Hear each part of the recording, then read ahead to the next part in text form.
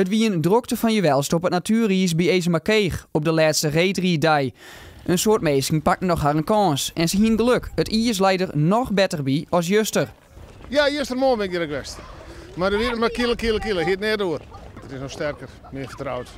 Maar dat weet hij waar, dan is het gebeurd. Tje? Dan ga je nog maar even van de kans genieten, net. Ik ga nog even een eindje.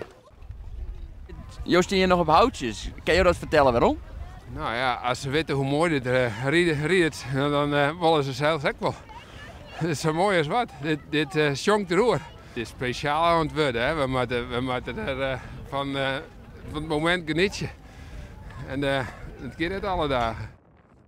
Zelfs uit andere provincies reizen meesken hierheen om het IS op te ziekjen. Ze had deze man, ze reed mijn naam, uit Bijlen.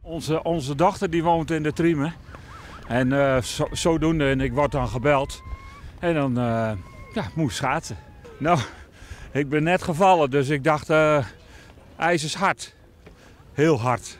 Ja, maar het is wel mooi ijs en ik kan nog even lekker schaatsen. Machtig! Jou hou wel willen. Ik hou wel.